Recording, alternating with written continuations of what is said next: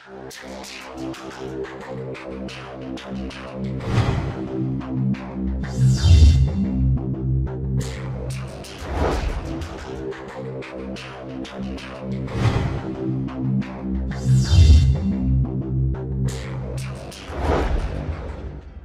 me passionnait avec ce que je savais faire. Et donc c'était l'époque, c'était le début d'Internet. Internet, c'était très peu répandu encore à l'époque.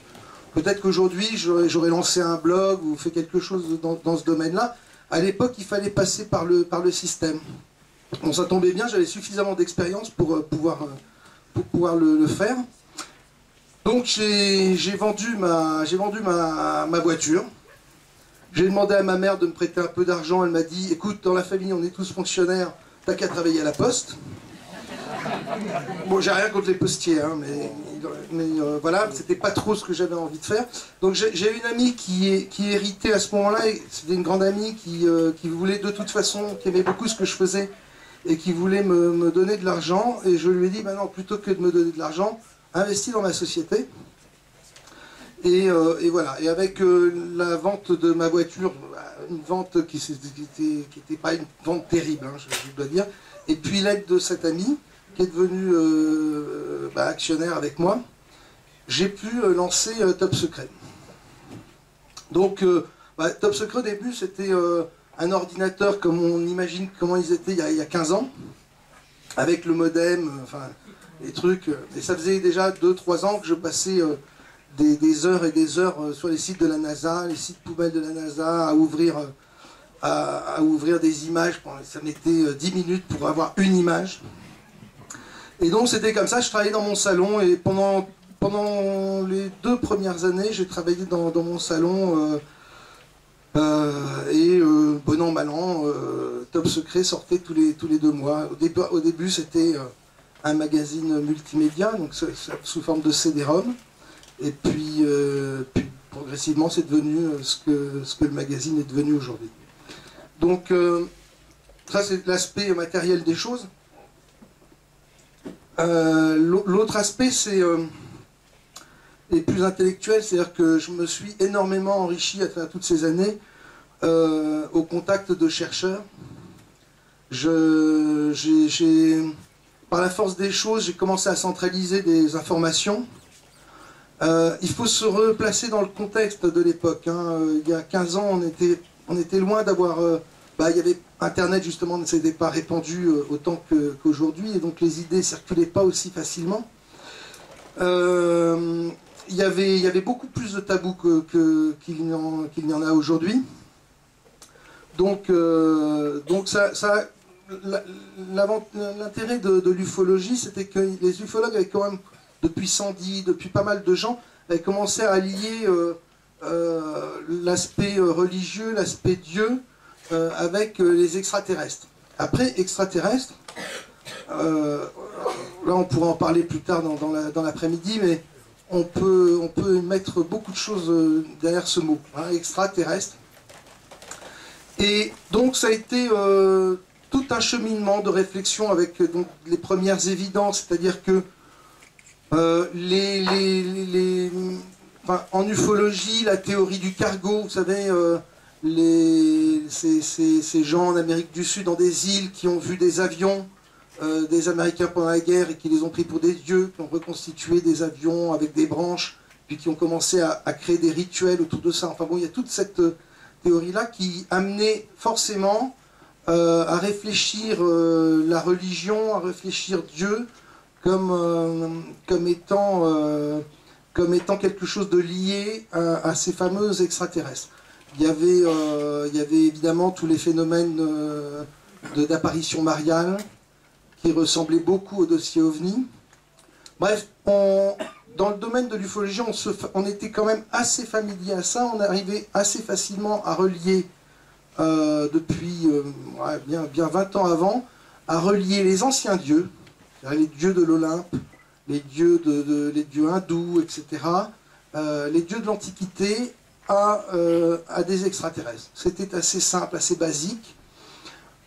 Plus difficile de commencer à relier à relier les dieux contemporains, nos propres dieux, plus la mythologie, mais nos religions, au phénomène ovni, au phénomène extraterrestre. Même s'il y avait ce premier lien qui était les apparitions mariales, hein, on connaît l'affaire de Fatima, où vraiment ça ressemble énormément à un phénomène ovni. Bref, il y a eu tout ce cheminement, toute cette réflexion, cette discussion que j'avais avec pas mal de chercheurs. Il y avait également la théorie que Charles Fort avait lancée bien avant la théorie du zoo, c'est-à-dire que la planète Terre est une sorte de zoo, des extraterrestres viennent là pour regarder un petit peu comment le bestiau évolue. Mais tout ça c'était pas lié à la religion, c'était très technologique, très, allez, je vais dire d'une façon un peu péjorative peut-être, très soupe aux choux. Un soupe aux choux, moins péjoratif, Star Wars. Mais c'est la même chose en fait. Il y avait également la théorie du laboratoire, c'est-à-dire que des extraterrestres, nous sommes une réserve d'organes, une réserve d'ADN, etc. Ils viennent se servir de temps en temps pour leurs propres expériences. Donc la théorie du laboratoire. Tout ça apparaissait, évoluait au fur et à mesure.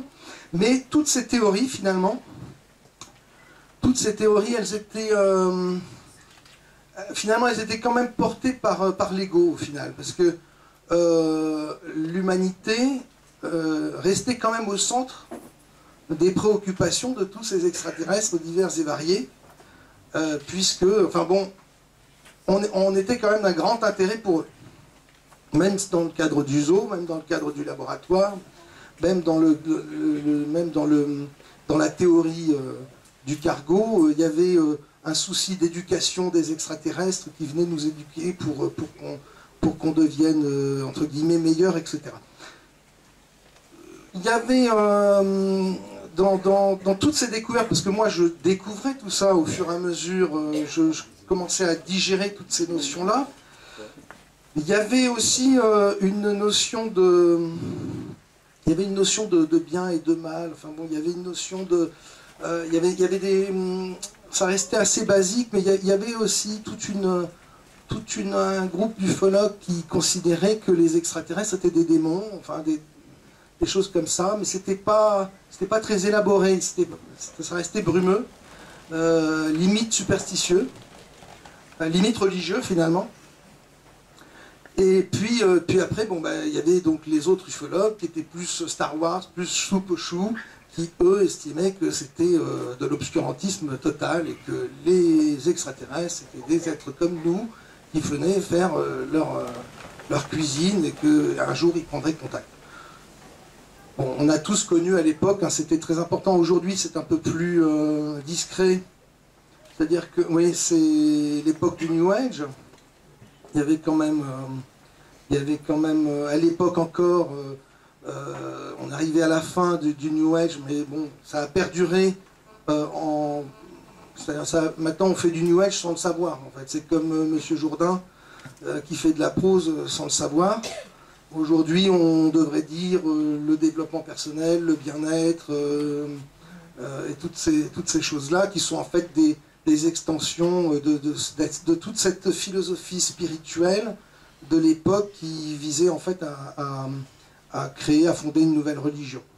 Ça existe encore, ça ne dit plus son nom parce que le nom a été galvaudé, le nom a été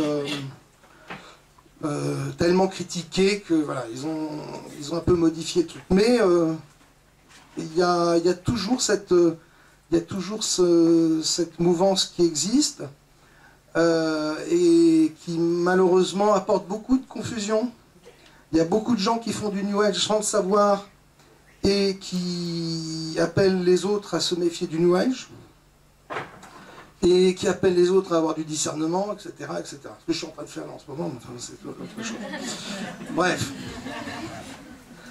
Et enfin, bref, tout ça se fait que tout ça est bien compliqué et tout ça nécessite évidemment beaucoup de discernement et de recul. Alors ça a été ma démarche, hein, tout le temps du recul, jamais sauter à pieds joints dans une théorie, dans dans une idée, toujours se remettre en question les acquis, et puis rester ouvert. Mon magazine, ça n'était pas ma vérité. C'est-à-dire que dans mon magazine, aujourd'hui encore, il y a beaucoup de textes qui passent. Je ne partage pas les idées forcément de tous ces textes-là, mais du moment que ces textes sont sincères et cohérents et qu'ils résultent d'une démarche honnête, je ne me sens pas le droit de censurer parce que ça n'irait pas dans mon sens. D'abord, sinon j'arriverais pas à faire un magazine tous les 2 mois. Donc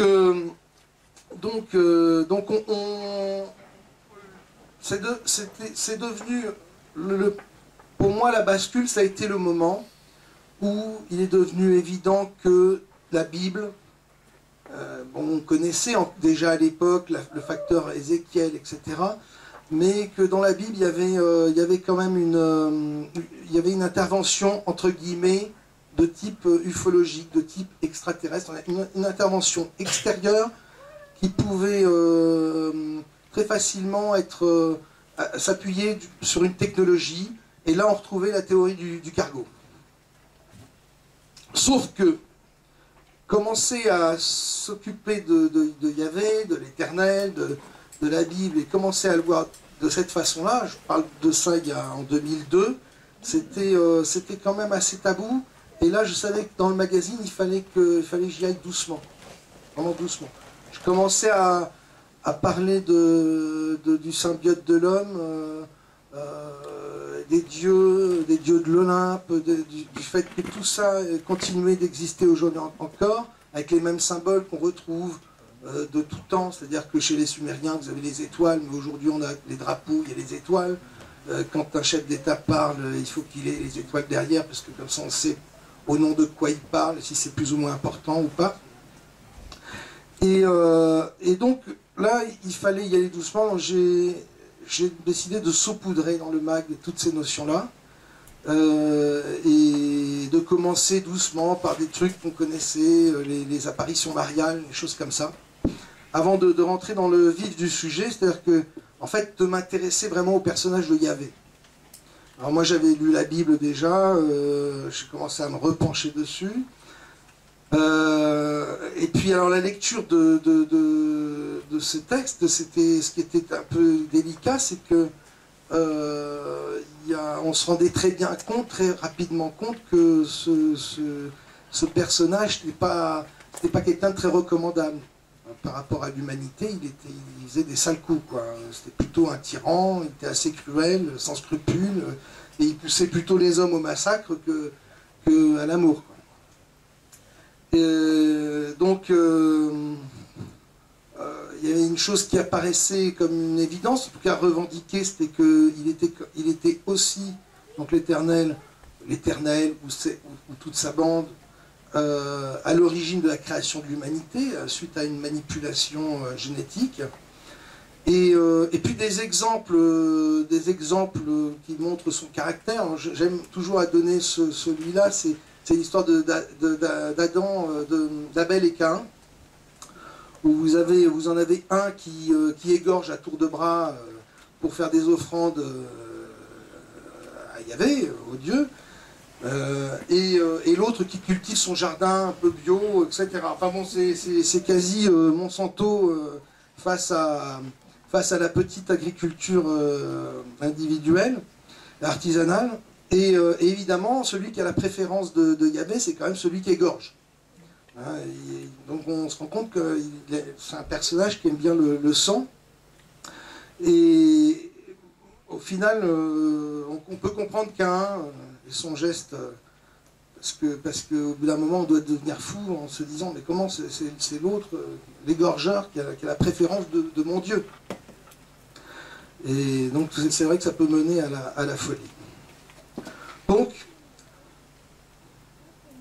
l'idée que nos dieux de nos religions aujourd'hui peuvent être des extraterrestres, en tout cas des entités pas plus finalement pas plus recommandables que ça, c'était une première chose se rendre compte que le grand patron, c'était en plus quelqu'un de... je ne veux pas être violent aujourd'hui. Un peu une ordure, quoi, on va dire. Pour rester entre les deux. Hein, et en fait, donc, je me suis rendu compte que non seulement il était ce qu'il était, mais qu'en plus c'était lui le grand patron, c'était lui qui dirigeait la planète, et qu'il était au contrôle de toutes les grandes religions monothéistes du monde. Curieusement, il a réussi à lier le Nouveau Testament à l'Ancien, alors que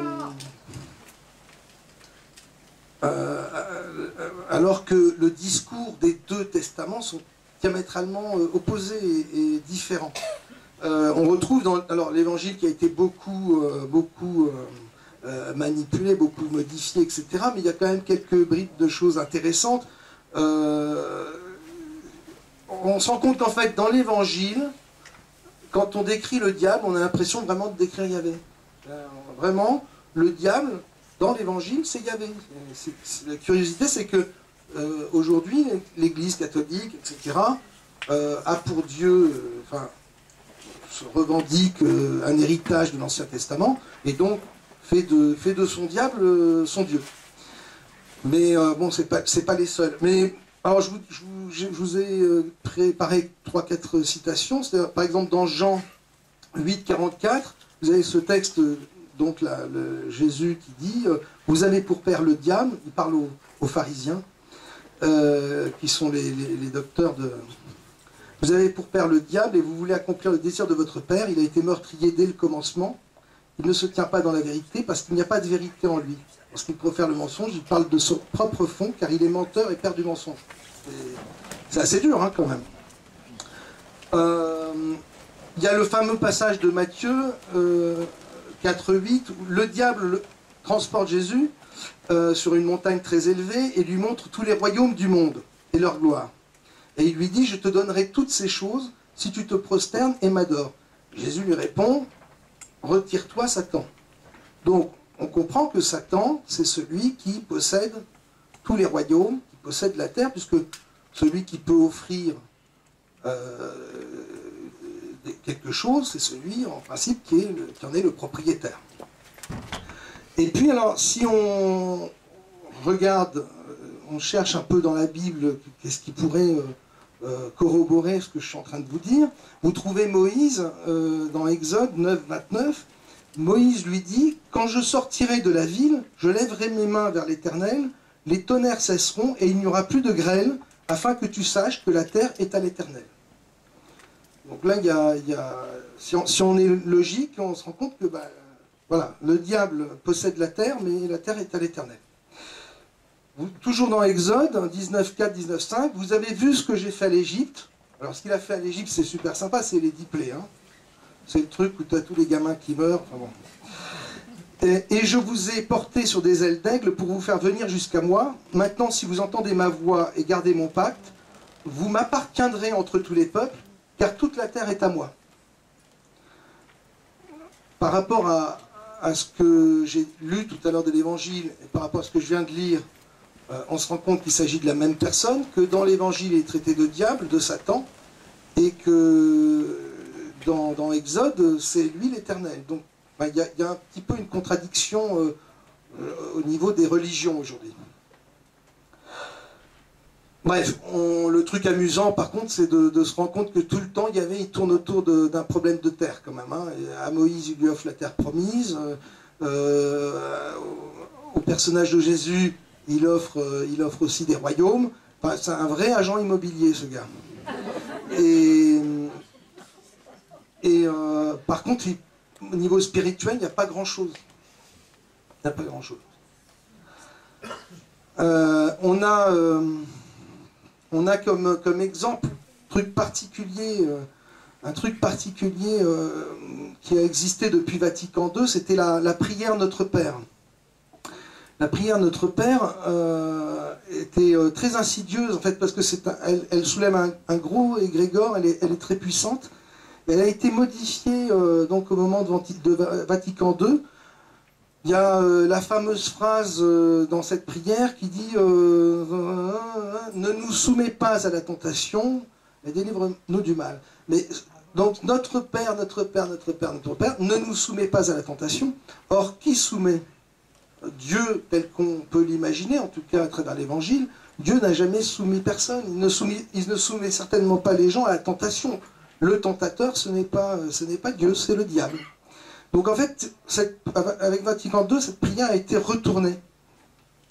Donc ce qui est amusant, c'est que ça a fini par se savoir et que le nouveau pape a demandé à ce que cette prière soit remodifiée et qu'on reprenne les paroles d'avant. Enfin, il y avait plusieurs versions, mais ne nous laisse pas succomber à la tentation, ce qui est totalement différent.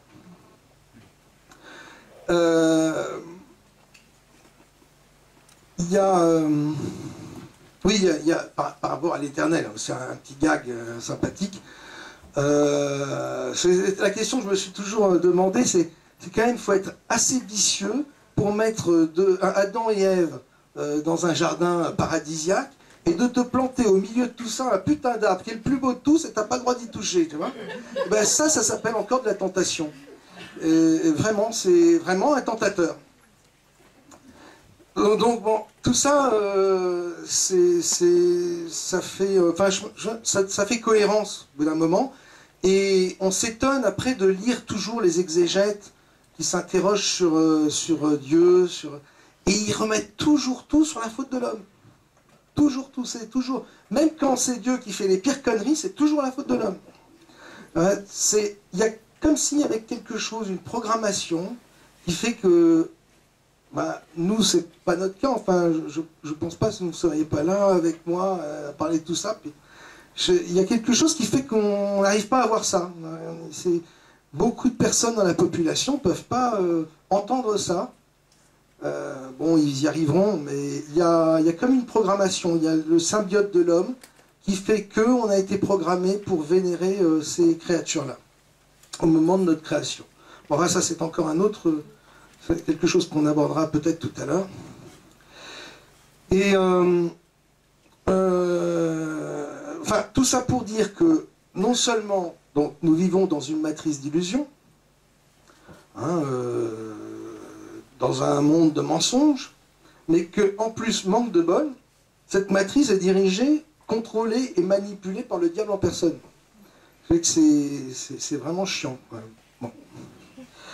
Alors, donc, et l'esclave, c'est l'homme qui a été créé esclave pour officiellement garder le jardin, entretenir la terre, mais en fait, il sert à énormément de choses, énormément de choses.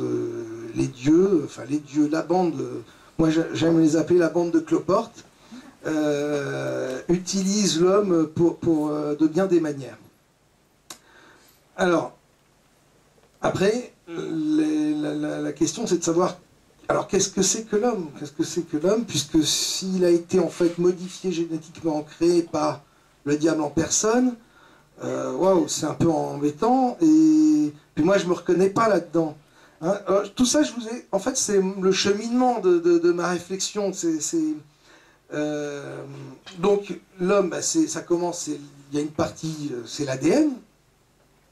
On pourrait dire beaucoup aussi sur l'ADN, c'est passionnant.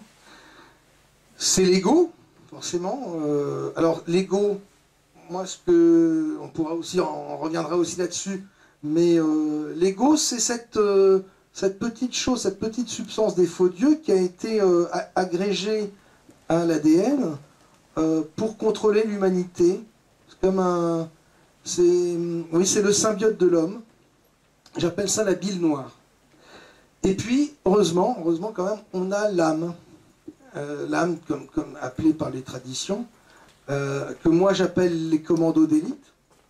Alors pourquoi je les appelle les commandos d'élite? Parce que, à force de tourner en rond, de dire mais pourquoi il y a l'âme, etc., pourquoi dans ce bordel, dans ce mensonge, dans cette matrice d'illusion, qu'est-ce que vient faire l'âme dans tout ça, qui est très jalousée par les faux dieux, qui les embêtent beaucoup, ils font aussi beaucoup de d'expériences dans ce domaine pour essayer de les capturer, de les manipuler, etc., etc. Enfin bref, toute cette réflexion. Et puis, alors je me suis rendu à... Enfin, ma conclusion, mon évidence, c'était qu'en fait, l'âme, la façon d'appeler l'âme, c'est un petit côté un peu gnangnan, un petit peu bisounours. Enfin, en tout cas, que ça a enlevé une particularité, une caractéristique de l'âme. Moi, je me suis rendu compte qu'il fallait, enfin, en tout cas à titre personnel, parce que je suis un peu bourrin dans mon genre, par moment, je me suis rendu compte que, en réalité, l'âme était plutôt un commando d'élite, venu de la matrice que j'appelle la matrice originelle, parce que s'il y a une matrice artificielle, le monde d'illusion dans lequel nous sommes, il y a forcément une matrice originelle, et c'est de là que le commando d'élite débarque, s'infiltre dans ce monde, en profitant d'une faille qui a été installée sur l'ADN par les faux dieux pour y intégrer l'ego, et que le commando d'élite est venu pour foutre tout ce bordel en l'air. Voilà, donc ça c'était le cheminement de ma réflexion, et c'est à partir de ce moment-là que commencent vraiment mes éditos, quoi. Une fois que j'avais décrypté tout ça, envisagé tout ça, me sont venus progressivement les éditoriaux. Moi, je vous ai planté le décor. Maintenant, je pense qu'il y a des gens qui connaissent un petit peu mon travail, et ce sera plus facile qu'on lance plutôt un débat, parce que je n'ai pas trop envie de monologuer comme ça toute l'après-midi. Je préfère vraiment, si on peut avoir un échange ensemble, ce serait plus sympa. Je vais commencer. La Bible, c'est bien là où il y a le décalogue. Les 10 commandements. Oui. Alors, oui. Il aurait été fait pourquoi? Puisque en général, alors ça, c'est... quand on voit le décalogue, normalement c'est pour le bien. Oui. Tu ne tueras pas, bon, bref. Alors, qu'est-ce que vous en pensez? Alors, justement, parce qu'il faut savoir qu'on n'est pas... alors, oui, ça c'est important aussi, je ne l'ai pas dit. Notre gros souci par rapport à la matrice artificielle, c'est qu'elle ne s'arrête pas. Elle ne s'arrête pas aux 10% de ce que nous percevons avec nos 5 sens. C'est-à-dire que nous sommes dans cette sphère de la matrice artificielle. Nous avons, avec notre ADN, 5 sens qui nous permettent de percevoir l'environnement et de pouvoir décoder ce qui se passe, ce qu'on voit, qui en réalité n'est pas ce qu'on voit, enfin peu importe. Et le problème, c'est que ça ne représente que 10%. Donc il y a 90% d'invisibles. Et dans ces 90%, vous avez plusieurs sphères de densité de la matrice artificielle. Et dans ces sphères-là, vous avez notamment l'astral. L'astral, avec les plusieurs couches d'astral qui existent, que tout le monde connaît. Et que donc, quand on meurt, on n'est pas du... ça, il faut oublier définitivement... Enfin, je suis désolé de le dire, mais il faut vraiment oublier que quand on meurt, on va aller au paradis si on a été gentil. Parce qu'une fois mort, on reste toujours dans la matrice artificielle. C'est pas si simple comme d'en sortir. Alors, là, il y aurait énormément à dire là-dessus, mais on verra. Mais je peux vous assurer que c'est super bien fait, le système du conditionnement dans l'astral. C'est très très bien maîtrisé. Toujours est-il que comment justement ce conditionnement dans l'astral, comment le maintenir, comment maintenir les commandos d'élite, les corps astraux, enfin l'ADN astral, l'ego, etc. Tout ça est lié vibratoirement. Tout ça part dans l'astral. C'est-à-dire que c'est comme si vous aviez une radio qui capte telle fréquence, et puis vous changez la fréquence, vous allez capter d'autres longueurs d'onde. Et c'est un peu pareil. Donc on se retrouve dans une autre longueur d'onde. Comment capter, comment récupérer tout ce monde-là dans l'astral? Il y a plusieurs solutions, mais c'est toujours d'utiliser le conditionnement du monde, de la sphère de laquelle arrive la personne qui arrive dans l'astral. Et forcément, alors la religion, c'est merveilleux pour ça. Donc les 10 commandements. Je vais essayer d'être simple parce qu'il y aurait tellement de choses à dire. Les 10 commandements, en fait, c'est un piège post-mortem. C'est un piège post-mortem parce que si vous vous référez, si vous acceptez d'appartenir à ces 3 religions qui sont régies par les 10 commandements, c'est-à-dire que vous signez un pacte. C'est un pacte tacite, vous acceptez ce pacte au moment de la communion, enfin, etc. Vous acceptez de vivre sous cette loi de la matrice qui sont les 10 commandements. Dans ces 10 commandements, il y en a 4 importants, les 6 autres, c'est pas grave. Les 4 premiers sont très importants parce qu'ils concernent les faux dieux. Donc ceux-là, ils sont beaucoup plus durs, justement, ça fait partie aussi de la programmation, ils sont beaucoup plus durs à transgresser. Même si, bon, on commence à y arriver allègrement, mais enfin bon. Et les 6 autres commandements sont plus olé olé, sont plus, disons que les faux dieux les ont rajoutés dans un second temps, parce que pour avoir une cohérence sociale et pour avancer dans leur plan de façon efficace. Les 6 autres commandements concernent l'homme. C'est tu ne tueras point, tu ne voleras pas, etc. Ils n'ont pas mis ça dans la programmation vraiment au niveau de l'ADN parce que ils savent très bien que de toute façon, ils vont avoir besoin que l'homme tue l'homme à longueur de temps pour arriver à leur projet. Et c'est pour ça qu'on n'arrête pas de s'entretuer au nom des dieux. Mais quand on arrive dans l'astral, ce qu'il y a de pernicieux dans ces 10 commandements, c'est qu'en réalité, sauf s'il y a là, très très grand maître dans la salle, en réalité, personne n'est capable de toute sa vie de respecter ces 10 commandements. C'est une impossibilité.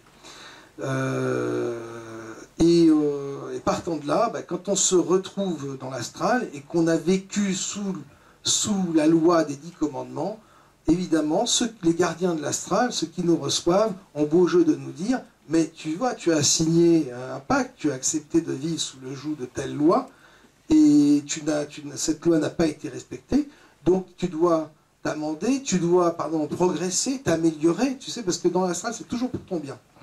Dans le haut astral, c'est toujours avec bienveillance, et c'est tout plein de bien-être. On est vraiment dans le développement personnel et dans le New Age à fond. Et donc on t'explique que pour ton bien, comme tu n'as pas réussi à accomplir la loi, tu dois faire mieux et retourner et revenir. Donc repartir dans le cycle infernal des réincarnations. Vous avez l'autre, comme les faux dieux n'ont pas l'intention de lâcher une seule âme, un seul commando d'élite dans leur système piégeux, croyez bien qu'ils ont pensé à tout. Donc vous avez le même piège avec la loi du karma, pour ceux qui ne sont pas sous le coup de la loi des 10 commandements, ils ont une autre loi, etc. Alors ceux qui acceptent comme principe même spirituel et philosophique la réincarnation comme étant un truc naturel, il n'y a même plus besoin de leur poser quelques questions que ce soit, si ce n'est l'affaire de la loi du karma. De toute façon, ils ont intégré qu'il fallait qu'ils reviennent, etc. Le problème, c'est que quand à force de revenir et de s'incarner, je dois dire que le commando d'élite, il en prend au fur et à mesure un sacré coup. Voilà, je voulais revenir sur une thématique aussi abordée dans l'éditorial, sur la thématique cyclique des faux dieux, comment ils maintiennent la matrice artificielle, et quels sont les grands cycles, et notamment pourquoi sont-ils obligés de déclencher des blackouts? Ah oui. Bonne question.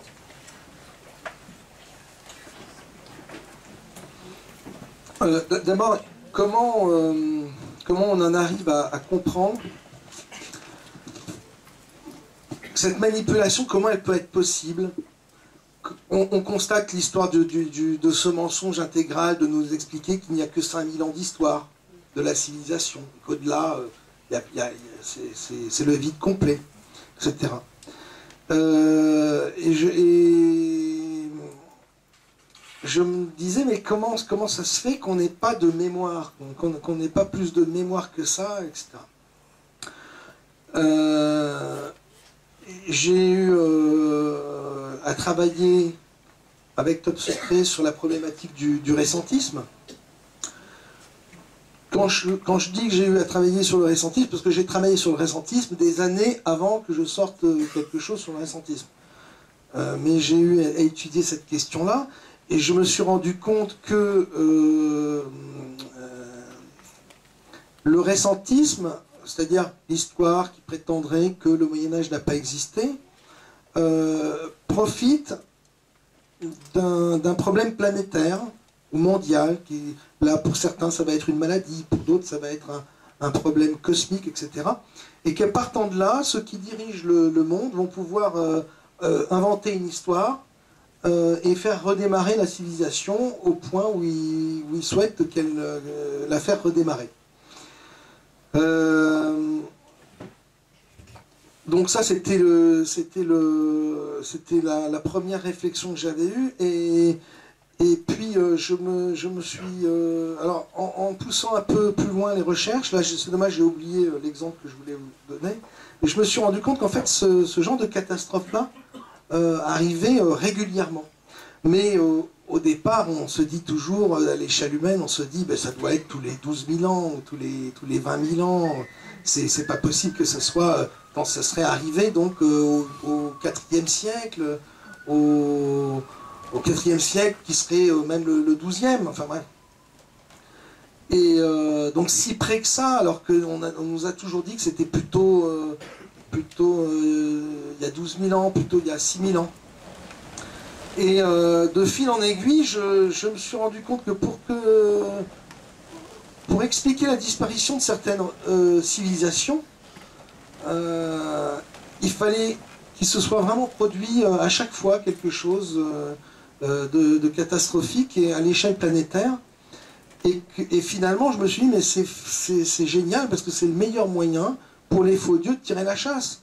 C'est-à-dire que quand ils sont arrivés à la fin d'un chapitre, ils remettent tout le monde à zéro, et ils repartent de zéro. Et ça rappelait aussi, ça me rappelait aussi le film Matrix Reload, tu sais, quand à la fin du grand combat, on se dit, ça y est, ils ont réussi et tout ça, et le gars il dit, enfin, il y a le grand architecte là, hein, qui dit, non, tu vas tenir ta promesse, lui demande l'oracle, ouais, je vais tenir, cette fois je vais tenir ma promesse, et puis boum, ils appuient sur le bouton, tout qui repart à zéro.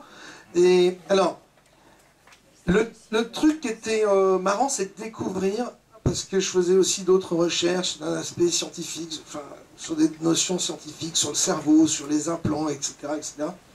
Et le truc amusant, c'était de découvrir qu'en fait, on pouvait aussi remettre à zéro le cerveau humain. Lui enlever toute sa mémoire superficielle, la mémoire de l'ego, la mémoire de sa personnalité, de son expérience, et pour ne laisser de lui que c'est le bios, quoi, le système qu'on peut rééduquer après. Mais quand quand le système il est vide, c'est-à-dire que c'est juste l'ADN qui fonctionne, c'est-à-dire que l'être humain on est réduit au stade animal, quoi, hein, en plus un animal génétiquement modifié. Et alors pourquoi cette obligation du déclenchement du blackout? Donc d'une part, c'est très pratique pour mener l'humanité à des points donnés tous les 1000 ans. Ensuite, de faire correspondre ça au système de la précession des équinoxes, permet d'avoir des repères et d'établir une cohérence. Non,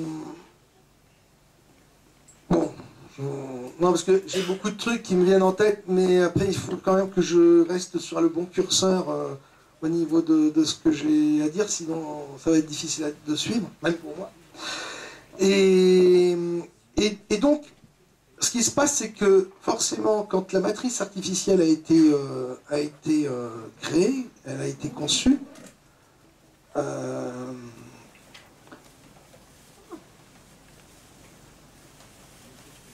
quand elle a été conçue sur la base d'une humeur noire, qui est devenue une matière noire,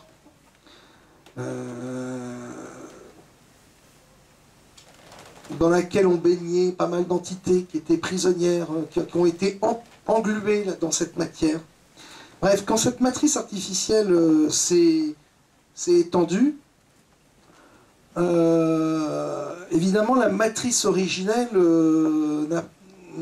elle, a continué d'exister, et avec toutes les imbrications qu'il y a entre ces deux matrices. Et il se trouve que donc, c'est comme un rythme d'une respiration. Il y a de façon cyclique un moment où cette matrice artificielle, elle est sous une telle pression de la matrice originelle qui continue d'entrer à travers le rayonnement cosmique qui se dégage des étoiles, qui se dégage du soleil intérieur, des planètes. Il y a une telle pression qui s'exerce sur la matrice artificielle que si les faux dieux ne faisaient rien, la matrice artificielle retournerait à la matrice originelle. Partant de là, ils sont obligés de relâcher cette pression, et pour le faire, ils ont mis au point ce que j'ai appelé le blackout. Ce blackout, il a pour incidence notamment de créer beaucoup de bouleversements au niveau planétaire, et donc de créer bien des catastrophes au niveau de l'être humain. Donc voilà, je ne sais pas si ça... Si, c'est très parlant. Pour tous ceux qui s'intéressent aux théories des blackouts, il y en a de nombreux dans l'histoire, des mini ou des gros, mais voilà. On pense à la peste noire, on pense au 11 septembre plus récemment, à des choses qui vont jouer sur la psyché humaine, pour effectivement les mettre dans un état d'esprit complètement différent, et pour faire un avant et un après. Oui, parce qu'en plus l'être humain, ce que j'appelle... moi, le virus humain, c'est-à-dire l'ADN mêlé à l'ego, joue un rôle particulier dans les blackouts, puisque si on place l'humanité dans un certain état vibratoire, comme l'être humain a été conçu sur la même fréquence que la planète Terre, ça a tendance également à maintenir le système en place, si tu veux. Ça permet aussi de résister à la pression de la matrice originelle. Alors, cette pression de la matrice originelle, elle arrive par les soleils. C'est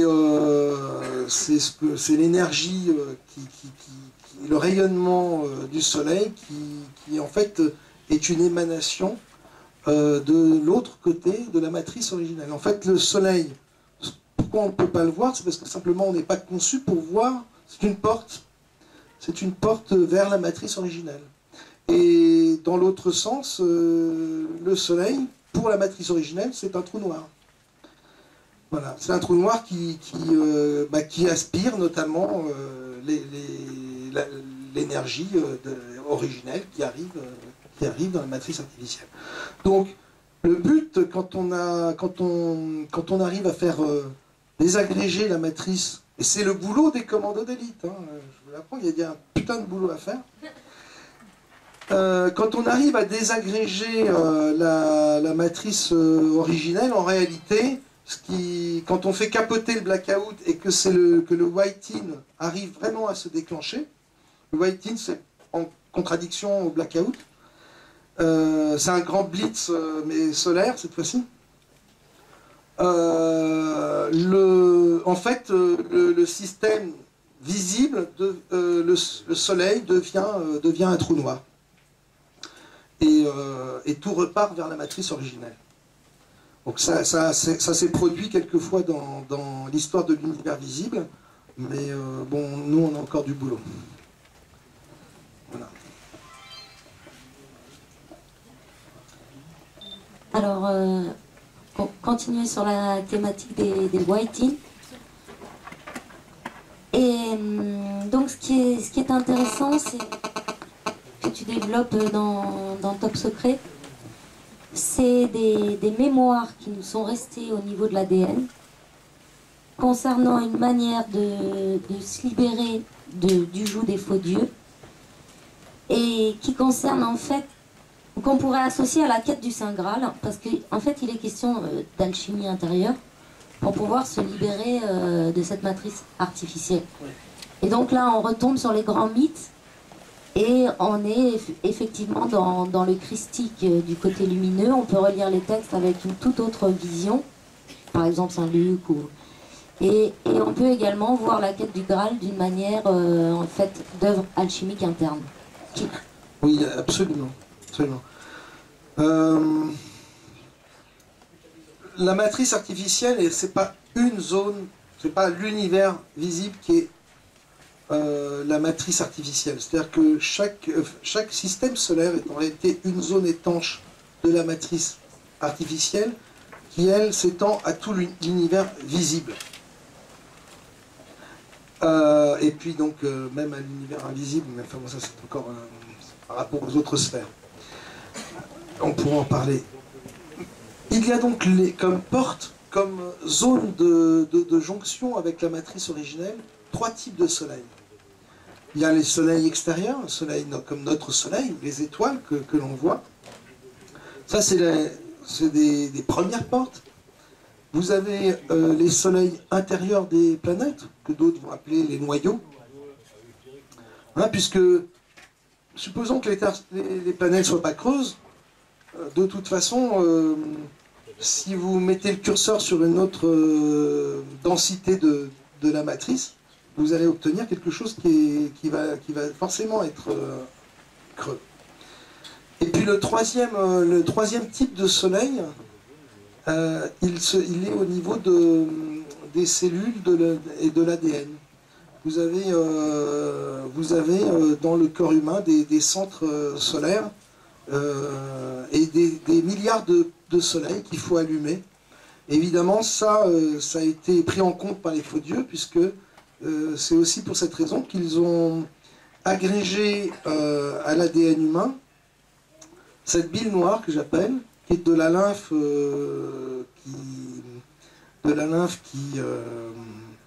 qui vient d'eux, hein, qu'on retrouve dans les textes. Hein, on retrouve ça on retrouve ça dans la Bible, on retrouve toute cette fabrication là dans les textes sumériens. Donc une partie d'eux-mêmes qu'ils ont agrégé à l'ADN et qui, cette bile noire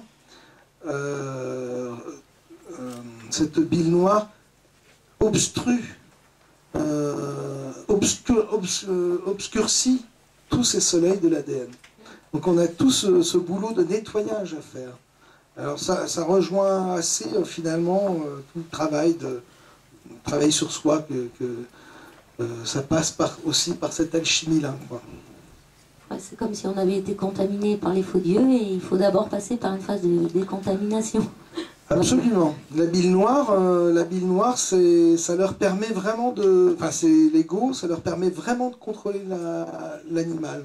Ça leur permet vraiment de contrôler leur robot biologique. Hein, il faut concevoir que finalement, nous, si on devait poursuivre un peu plus loin la conquête spatiale, etc., on serait amené maintenant déjà on le fait, on envoie des sondes, on envoie des robots. Si notre technologie nous le permettait demain, et puis si les faux dieux nous le permettaient, finalement on finirait par envoyer des androïdes, et puis oui, des robots qui nous ressembleraient énormément. Et c'est ce qu'ils ont fait, c'est que ils ont donc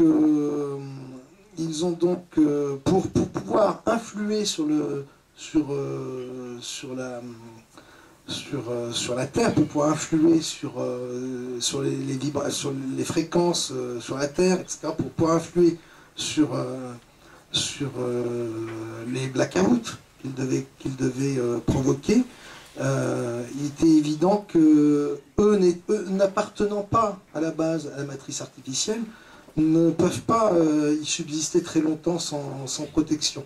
Donc il leur fallait un véhicule et en même temps ne pas être constamment obligé d'habiter ce véhicule.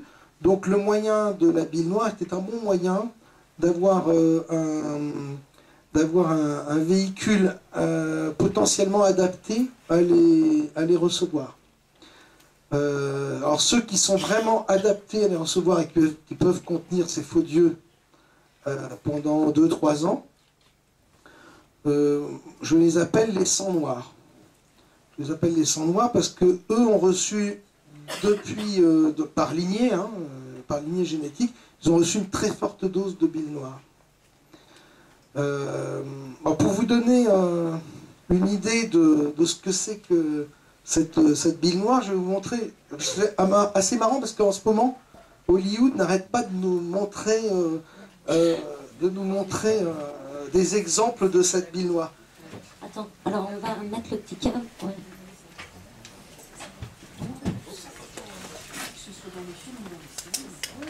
Ouais.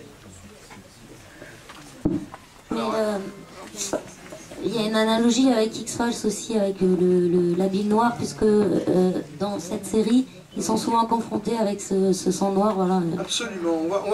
Si vous voulez bien, on se fait une petite, Allez, un petit interlude. De sympathique pour voir un petit peu les faux dieux et puis cette bile noire. Alors, dans le cas d'X-Files, c'est de la bile noire. C'est-à-dire qu'on va mettre de la bile noire dans les personnages parce que, oui, c'est-à-dire qu'on peut finir par tuer quelqu'un avec de la bile noire parce que par ce procédé-là, on fait tellement baisser son état vibratoire que quand il part, quand il meurt, il part dans l'astral, il part directement au plus bas, c'est-à-dire dans le dernier sous-sol. Donc c'est un bon moyen d'éliminer des résistants. Alors, hop. Ça c'est l'exemple, tu parles d'X-Files. Donc,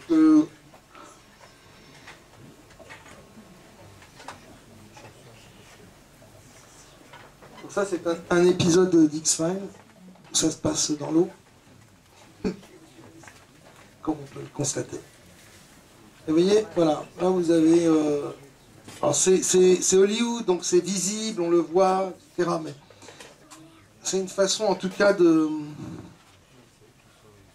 Donc dans X-Files, il y a toute cette problématique qui est en arrière-plan, mais dans la trame historique de la série. Et on retrouve ces yeux noirs chez les extraterrestres, les gris, etc. C'est intéressant parce qu'il y a beaucoup de réflexions à avoir autour de cette problématique de la bile noire. Voilà, alors là, il se vide de cette... Voilà, vous avez...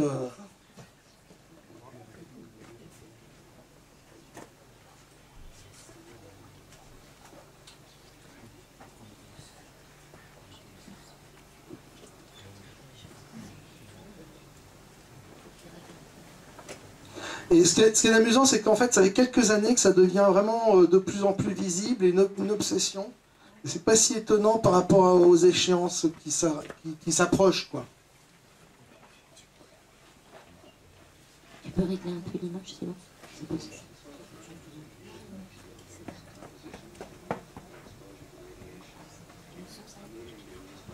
Le son, apparemment, ça passe pas par cette... Je peux te l'envoyer, le son.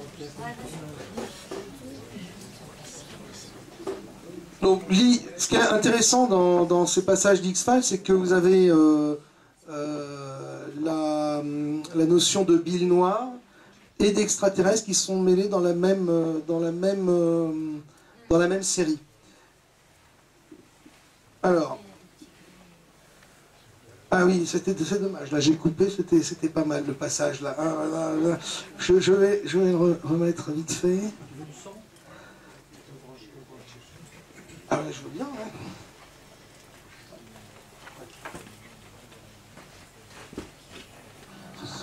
Donc là, voilà, là on est en train de... Alors, dans la série, on appelle ça un virus extraterrestre. En réalité, c'est de la bile noire. Et dans ce passage-là, on était en train de déverser sur Mulder cette bile noire. Vous voyez les petits...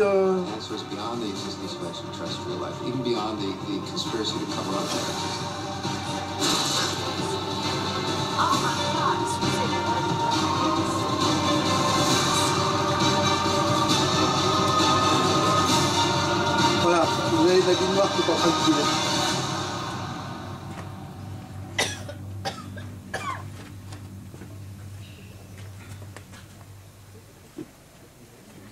Alors on retrouve ça dans énormément de films. Hein.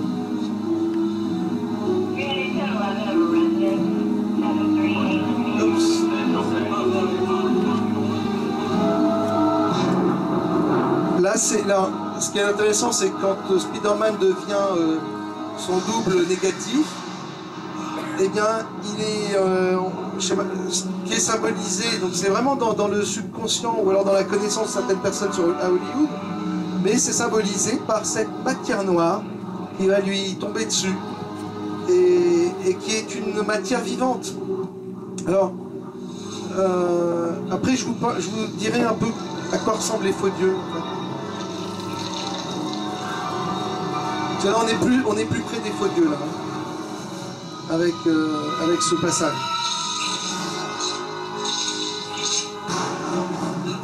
Voilà, et après, il devient, une fois qu'il est pris par cette matière-là, il devient quelqu'un d'autre que lui-même, extrêmement méchant, extrêmement mauvais. En fait, on a l'impression que tout nous est dit, qu'on sait tout déjà à la base, il suffit juste de nous réveiller ces mémoires. Le système des mémoires, on pourra en parler, c'est vrai que c'est un peu complexe. Autant à l'écrit, pour moi c'est facile à développer, mais oralement... Alors bon, je vais pas vous passer tous les extraits, mais ça c'est Matrix.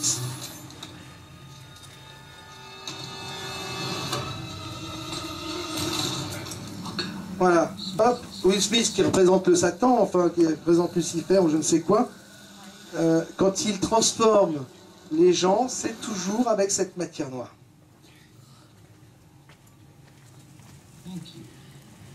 On se lasse pas de voir cet extrait. Alors vous avez, parce que, alors, au niveau des sangs noirs, les sangs noirs, ils ont trois façons de se... Enfin, à l'origine, dans la matrice artificielle, c'était vraiment la hiérarchie la plus élevée.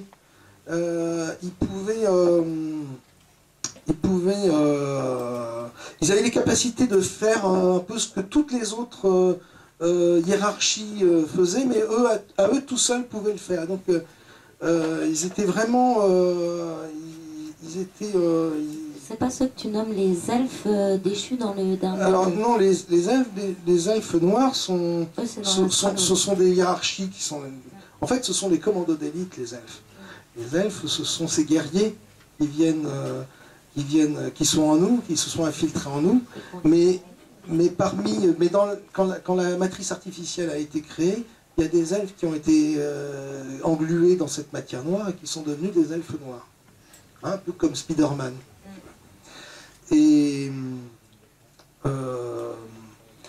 donc les faux dieux avaient toutes ces capacités-là, et dans la matrice artificielle, ils se manifestent de plein de manières différentes. C'est-à-dire qu'ils vont se manifester sous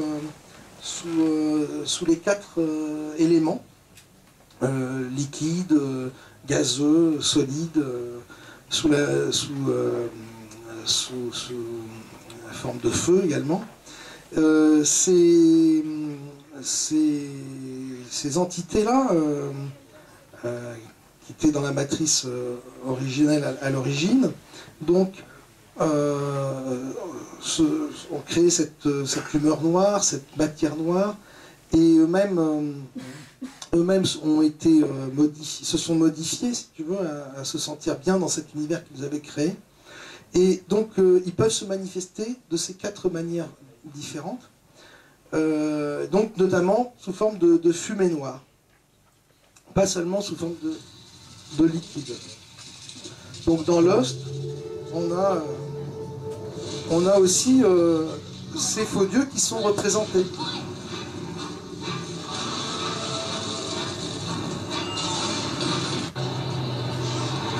C'est un peu long. Voilà. Qu'est-ce que vous attendez? Venez! Alors évidemment, on est loin du dieu barbu qu'on imagine quand on est enfant.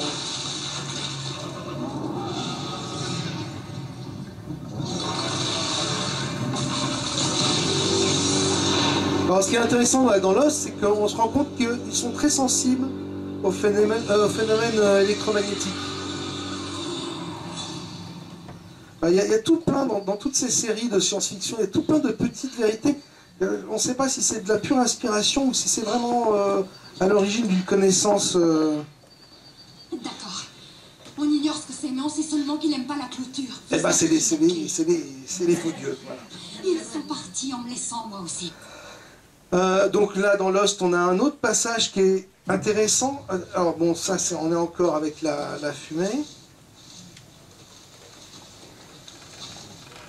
Dans l'art, peut-être que tu pourras trouver. C'est plutôt curieux que t'hésites. Voilà, on arrive au passage. Hein.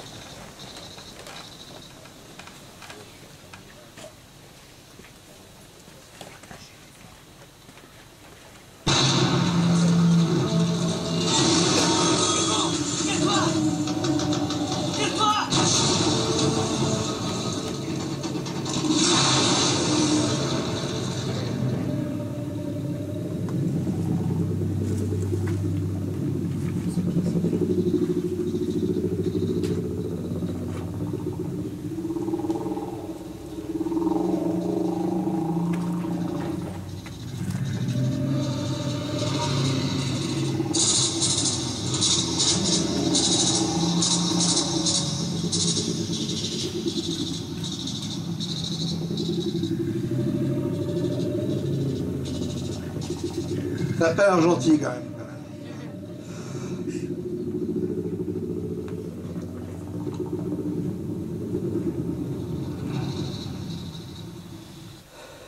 Là, il s'en tira bon compte, mais je crois qu'après, il va douiller quand même. Ouais. Et alors, là à noter, je ne veux pas spoiler, mais pour ceux qui n'ont pas vu Lost, bouchez-vous les oreilles.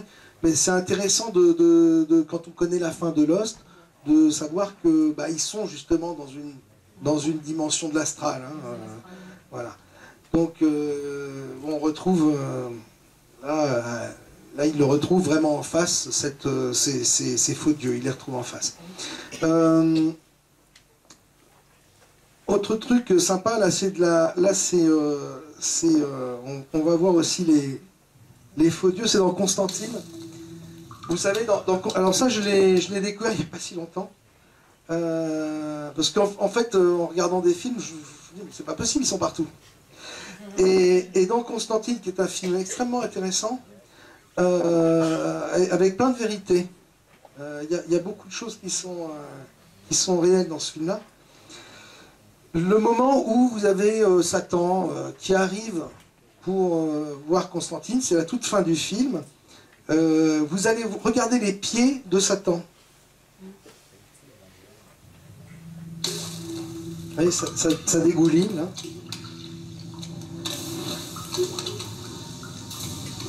Voilà. Et ça, c'est les faux dieux sous la forme de liquide. Bon, voilà, vous avez vu les pieds. Dans Lost, à un moment, on voit cette fumée noire qui tout d'un coup se transforme en un des personnages. Hein, et donc ils ont la possibilité de prendre tous les aspects. Pourquoi est-ce qu'on les voit si facilement dans Lost? C'est parce qu'ils sont dans une autre densité, et donc ils sont moins gênés par... c'est beaucoup plus difficile ici de le voir parce que le rayonnement solaire il est plus dense, et il n'y a pas la protection, mais ça sera pour plus tard, qu'il y a dans l'astral. Alors, autre exemple intéressant, toujours dans l'histoire de la bile noire, c'est Prométhéeus. Alors là, vous allez voir que... Alors souvent, quand on regarde Prométhéeus, on pense que ce sont les dieux qui ont créé l'humanité, qui sont représentés ici. Vous savez, ces grands géants, ces grands dieux olympiens. En réalité, ce qu'il faut regarder dans ce film-là, comment il faut regarder ces personnages-là, c'est qu'ils sont ni plus ni moins, comme d'ailleurs les aliens, des créatures biologiques créées par les faux dieux, c'est-à-dire créées par cette substance noire, c'est ce que j'appelle les légions noires, parce qu'en réalité, ce qu'on voit comme de la fumée, du liquide, du solide, etc., ce sont des entités microscopiques toutes noires et qui ont la forme de serpents ou de petits vers. Et donc ces extraterrestres que l'on voit qui sont un peu olympiens et qu'on pourrait prendre pour nos dieux créateurs, ne sont pas nos dieux créateurs, ils sont eux-mêmes dans la même situation que nous. Et on assiste dans cette bande-annonce tout simplement à un sacrifice d'un de ces extraterrestres sous contrôle de la bille noire, qui va, avec cette bille noire et avec les sangs noirs qui sont en lui, ensemencer une planète. Donc là, je vous le montre parce qu'on le voit d'un niveau liquide et on le voit aussi au niveau gazeux, enfin au niveau de poussière. C'est assez intéressant. C'est peut-être un peu sombre, mais... Voilà, là voilà, c'est encore on est toujours dans le mode du sacrifice. Hein. C'est-à-dire que... Ouais, c'est leur truc, ils aiment bien. Voilà, on pense que c'est un des dieux qui se sacrifie pour ensemencer une planète. C'est pas le cas, c'est juste une entité biologique qui vient faire le sale boulot des faux dieux et qui vient ensemencer une autre planète. Donc là, il vient de boire une bonne dose de faux dieux. Un peu trop violente la dose, hein, parce que son ADN ne peut pas résister.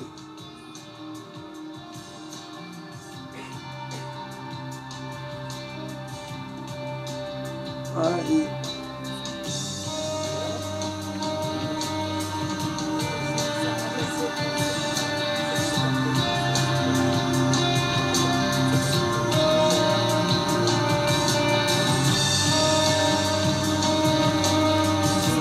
il y a pas mal de choses qui sont dites là, dans ce court extrait. Hein. Vous voyez là, la bille noire qui s'agglomère à l'ADN. Et c'est parti.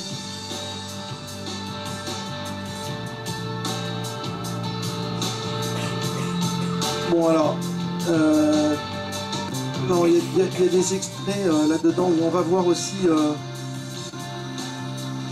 cette bille noire et les légions noires. Mais bon, voilà, là vous voyez le liquide qui bouge. Vous voyez? On retrouve ça dans X-Files, c'est toujours la même chose, vous retrouvez ça dans Constantine.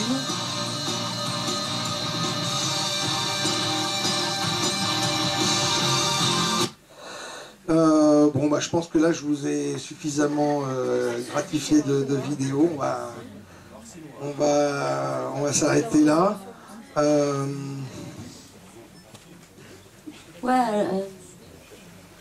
On peut faire une pause maintenant et continuer ensuite, mais en tout cas ça pose plein de questions sur les faux dieux en eux-mêmes.